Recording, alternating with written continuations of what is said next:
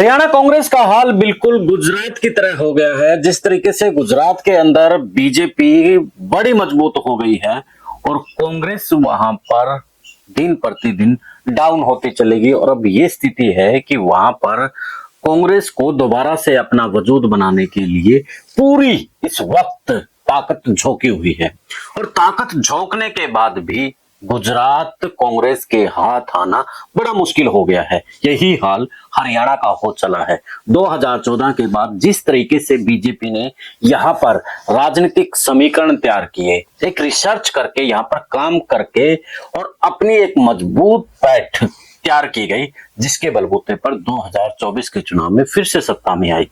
और अब स्थिति ये है कि विपक्ष की भी हिम्मत नहीं है कि उसके सामने बात रख सके और जिस तरीके के समीकरण तैयार कर दिए हैं बीजेपी ने, अब कांग्रेस क्या दूसरी जो क्षेत्रीय पार्टी है उनको भी स्टैब्लिश करना बड़ा मुश्किल है। यानी कि उनका पूरा राजनीतिक उन पार्टियों का दांव पर लगा है। आप जो सी छोटी मोटी पार्टियां हैं उनको तो मान के चलिए कि वो तो खत्म ही हो चली हैं, जैसे हलोपा थी, जो भी छोटी पार्टियां खड़ी हुई थी कांग्रेस के शासनकाल में। और आईएनएलडी की बात करें, जेजेपी की बात करें, जो ये लग रहा था कि हरियाणा में अपना वजूद तैयार करेंगे जेजेपी, तो वो भी अब ना के बराबर है। तो ऐसे में कांग्रेस अगर कुंभकर्णी नींद से नहीं जागी तो गुजरात की तरह यहां भी हाल होने वाला है। तो कौन है जो कांग्रेस को यहां पर बचा सकता है? क्या उसी टीम पर भरोसा जताया जा सकता है जिस टीम ने कांग्रेस का ये हाल किया है? भूपेंद्र सिंह हुड्डा की बात कर लीजिए, कैप्टन अजय यादव की बात कर लीजिए, या फिर आप कुमारी शैलजा, रणदीप सिंह सुरजेवाला, तमाम नेताओं की बात कर लीजिए। यानी कि सबको कांग्रेस ने मौके दिए लेकिन कांग्रेस को वो उभार नहीं पाए। लेकिन अब जो जिस तरह के हालात हैं, उन हालातों से लड़ना भी कांग्रेस के लिए चुनौती है और उन हालातों से लड़ना जो नेता है कांग्रेस के पास वो बड़े मुश्किल है। हाल फिलहाल वो उस चुनौती को मुकाबला करना उनका बड़ा मुश्किल है। तो उसी नेता को लेकर के आज का हमारा विश्लेषण रहेगा और कमेंट में आप तब तक बता सकते हैं कि कांग्रेस को कौन बचा सकता है हाल फिलहाल। चैनल को फॉलो, शेयर और सब्सक्राइब करना भी भूलिएगा मत। सभी को नमस्कार, राम राम। मैं कुलदीप खंडेलवाल, दावे सप्रेम न्यूज। हरियाणा की राजनीति बड़ी यानी कि एक अलग तरीके से है। अगर हम बिहार की राजनीति, यूपी की राजनीति, पंजाब की राजनीति, गुजरात की राजनीति, मध्य प्रदेश की राजनीति या राजस्थान की राजनीति, हर स्टेट की एक अलग अलग राजनीति है।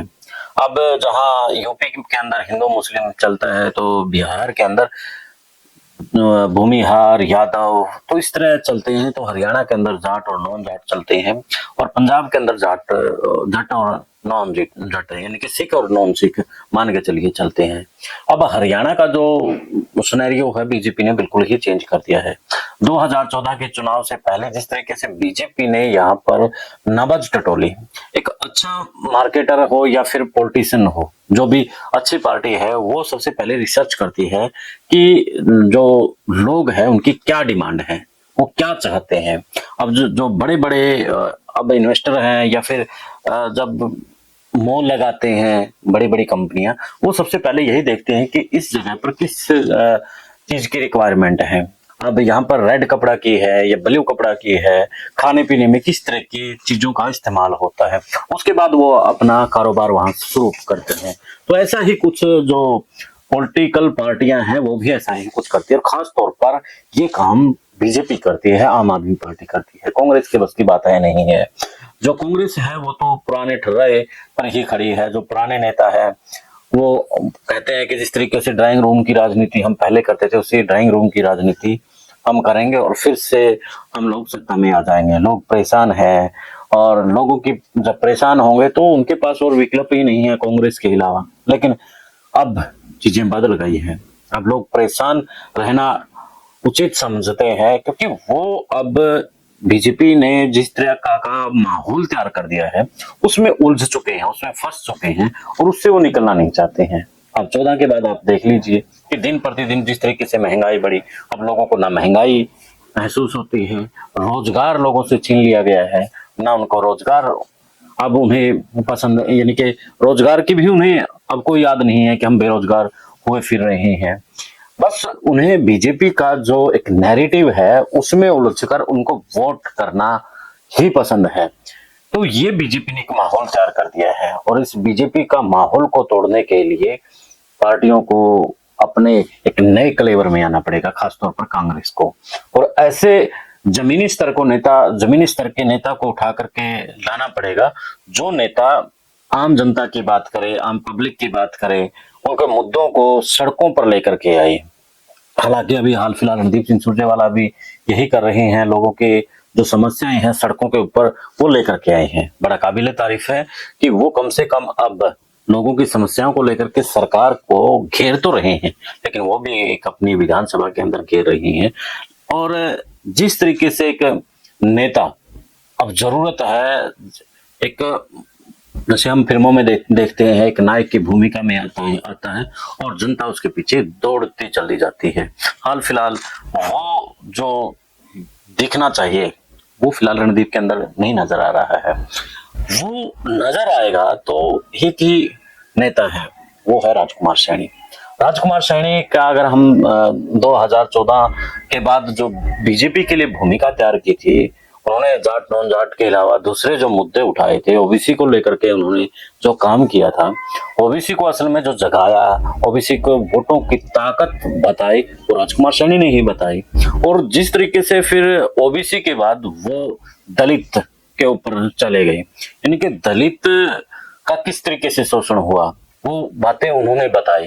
और अब भी जो दलितों के साथ हो रहा है वो भी उन्होंने बताई। यानी कि ओबीसी और एससी दोनों, अब चाहे डीएससी भी बन गया है, तो उनके लिए सबसे प्रभावशाली अगर किसी का भाषण हो सकता है और कोई बात रख सकता है, वो राजकुमार सैनी हो सकता है।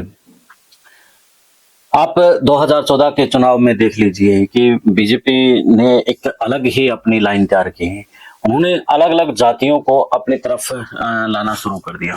ओबीसी उस तरीके से बीजेपी के साथ नहीं था जिस तरीके से बाद में हुआ। उस वक्त कहीं ना कहीं जो ब्राह्मण, बनिया, यानी कि इन वोट बैंक के साथ में दूसरे जो राजपूत, उन वोट बैंकों को मिलाकर के पंजाबी एक बड़ा वोट बैंक अपनी तरफ कर लिया। उसके बाद राजकुमार सैनी ने जिस तरीके से ओबीसी की बात की, उसका बीजेपी को फायदा हुआ, क्योंकि वो राजकुमार सैनी उस टाइम बीजेपी के सांसद थे, उसका फायदा हुआ।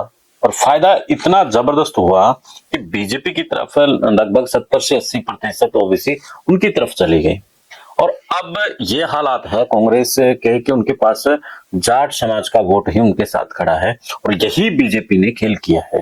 बीजेपी ने जैसे यूपी के अंदर 80 और 20 का एक नारा देकर के अपनी तरफ 80 को वोट लाने में, खींचने में वो कामयाब रहे, ऐसा ही हरियाणा में किया उन्होंने।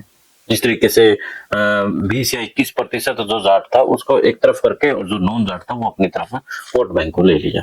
तो अब जो ओबीसी, एससी, डीएससी को अगर कांग्रेस को अपनी तरफ लेकर के आना है, तो उसका फार्मूला यही बैठता है कि वो राजकुमार सैनी ला सकते हैं और किसी के बस की बात नहीं है। ये आम जनता के बीच में राजनीतिक गलियारों में जब हम राजनीति को लेकर के चर्चा करते हैं, कहीं बैठते हैं, तो बात यही चलती है कि कांग्रेस का उभार कैसे हो सकता है। तो कांग्रेस के उभार के लिए यही सुझाव निकल करके आया, जो राजनीतिक विश्लेषकों के साथ में बैठ करके हमने निष्कर्ष निकाला, ग्राउंड पर लोगों से बातचीत की, कि जिस तरीके से राजकुमार सैनी एक आवाज बनते हैं और पोल खोलते हैं, जमीन से जुड़ते हैं, उनको जब वो बोलते हैं तो सीधे उनका अट्रैक्शन उस व्यक्ति से हो जाता है जो कि पीड़ित है। अब ओबीसी को लेकर के बेशक से प्रदेश का सीएम नायब सिंह सैनी बना दिया गया हो, अब ओबीसी को लेकर के जो चाहे रोजगार की बात है, चाहे उनके अधिकारों की बात है, और बहुत से मुद्दे हैं, उन मुद्दों पर अगर खेल सकता है तो राजकुमार सैनी खेल सकता है। और जिस बड़े एक वोट बैंक है उसमें अगर सेंध मारी कर सकता है वो भी राजकुमार सैनी ही है। क्योंकि ओबीसी और एससी, डीएससी जो वोट बैंक है, एक बड़ा वोट बैंक है, उन्हीं के बलबूते पर बीजेपी आई है। उसी में अगर सेंध लगा दी तो फिर बीजेपी के लिए बड़ा मुश्किल हो जाएगा, और वो व्यक्ति सिर्फ एक राजकुमार सैनी है। अब हम चलते हैं थोड़ा सा भूपेंद्र हुड्डा की तरफ भी, क्योंकि भूपेंद्र सिंह हुड्डा कांग्रेस की हाल फिलहाल रीढ़ की हड्डी है, और उस रीढ़ की हड्डी को कांग्रेस अपने साथ रखना चाहती है, वो तोड़ना नहीं चाहती, वो डरी हुई है। कि अगर ये तोड़ दी तो हमें मुश्किल हो जाएगी। लेकिन समझने वाली बात तो यही है कि भूपेंद्र सिंह हुड्डा के रहते, ठीक है, विपक्ष मजबूत रह सकता है, लेकिन सत्ता में आना कांग्रेस के लिए बड़ा मुश्किल काम हो गया है। तो ऐसे में भूपेंद्र सिंह हुड्डा की जगह अब राजकुमार सैनी, हालांकि उनकी अपनी एक लोकतंत्र सुरक्षा पार्टी है, लोकतंत्र सुरक्षा पार्टी दो जो लोकसभा के चुनाव थे उनमें साथ आई थी, और जिस तरीके से 5 सीटें आई, राजकुमार सैनी का भी उसमें एक बड़ा रोल रहा। तो लोगों में, ओबीसी में खास तौर पर मैसेज यही गया कि राजकुमार सैनी अब बीजेपी कांग्रेस में आ गया है तो हमें इस बात का कहीं ना कहीं बेनिफिट मिलेगा।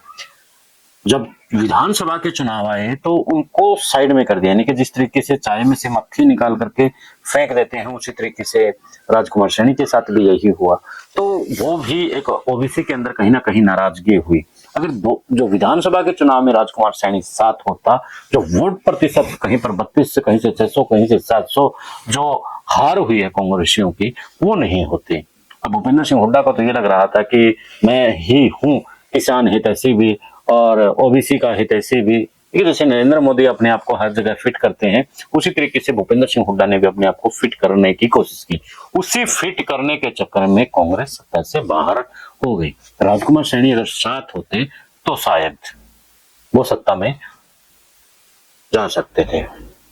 तो भूपेंद्र सिंह हुड्डा की और जो कांग्रेस हाईकमान की यही बड़ी गलती रही कि चुनाव के दौरान, लोकसभा चुनाव के दौरान राजकुमार सैनी ने खुद तो गया, उसके साथ साथ कुछ पार्टियों को और भी इंडिया गठबंधन में लेकर के आया, कांग्रेस में लेकर के आया।